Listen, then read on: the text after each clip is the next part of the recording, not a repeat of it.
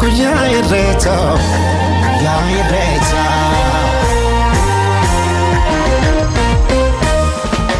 Romon turu faya, faya babaredani. Ijoolleen abbaa gataa wal keessa arreedani. Guyyaa dardaraa dubree jalalaan walii sirbu. Guyyaa garaan hammatee wal biraa sokkuu jibbu. Gataatu garoomina garooma jabeeffanna. Irreechi irree keenya waaqa galatoonfanna.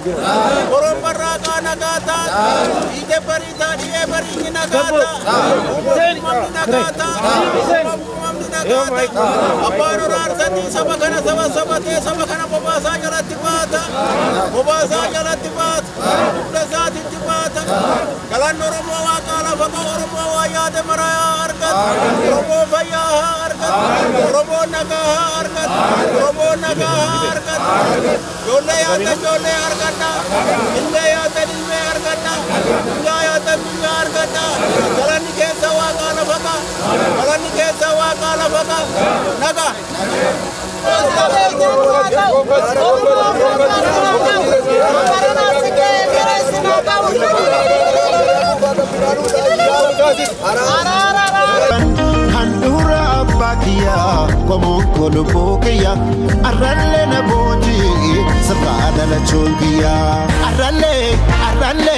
arralle na boji sabada la chongia Seria langera se sani mimma ya se biyo sera famana bai ya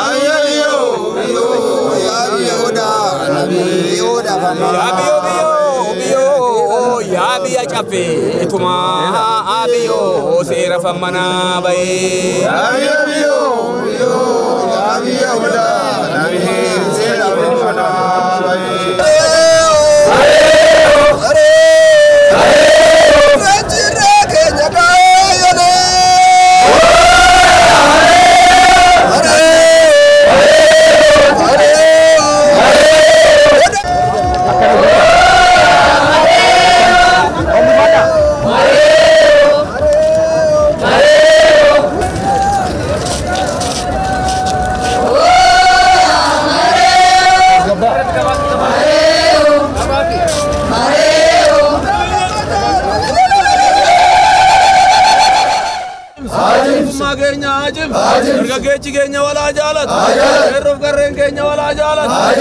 Kan bisa mirga kan bahagia walitigale tokkon waadaw agni tokkon waagon kales tokkuma oromoni rabbi tokkon waagon markan kun nu adagaw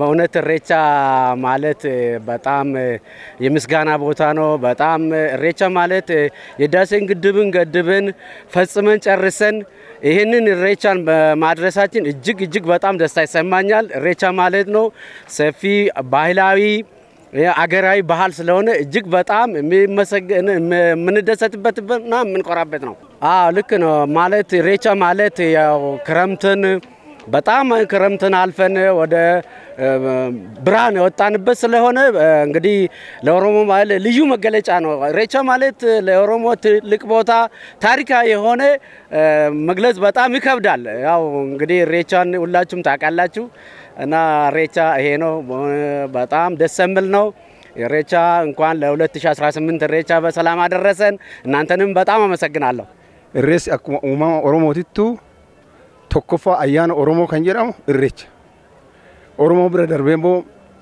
mara hundaafuu ta'e Itoophiyaa hundaafuu ta'e addunyaa alaaftuu hin ta'e irreecha itti boon nu boonsisa maaliif hojjette waan aadaa keenya ta'eef waadaa oromtichaa waan ta'eef oromticha dhiisiti namni biyya alaatii ufe faranjoonni Afrikaan addunyaan han dhufee daawwatu lammoonni eenyutuyyuu kan daawwate kan beekame kan mataasaa danda'e waan ta'eef kanaaf Taraannutti duulanii kenneessa dhugaan hin agoogamu dharaan nutti tuulanii kaleessa uggamamu awwaala cabse ka'ee dhugaan hin agoogamu. Irreechi aadaa Oromooti. Irreechi safuu qaba, gammachuu qaba, araara qaba. Irreechi irree saba maraati. Irreechi aadaa Oromooti. Aadaa Oromoo yoo ta'u sabaaf saba lammoota hundaa hammateeti. Wanta saba Oromoo bicha addaan baasu otoo hin taane kan lammii sabaaf lammoota hundaa walitti qabu, kan araaraa, kan jaalalaa, kan gammachuu.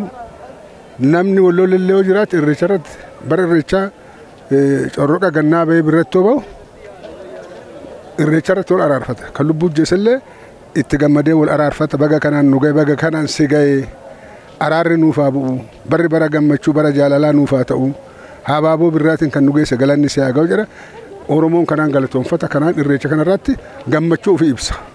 Kanaaf irreechi aadaa Oromtichaati. ትላንትና ደስ በሚል ሁኔታ ኦሮ አርሰዴን ኢሬቻ አክብረናል። ዛሬ ደግሞ ኦሮ አርሰዴ ላይ ኦሮ ፍንፍኔን አክብረናል። ዛሬ ደግሞ ኦሮ አርሰዴ ላይ እንገኛለን። በጣም እንደምታየው ደስ የሚል ድባብ አለ።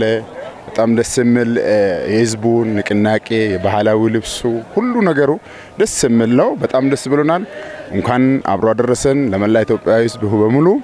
ኢሬቻ የአንድነት፣ የፍቅር፣ የሰላም መገለጫ ነው።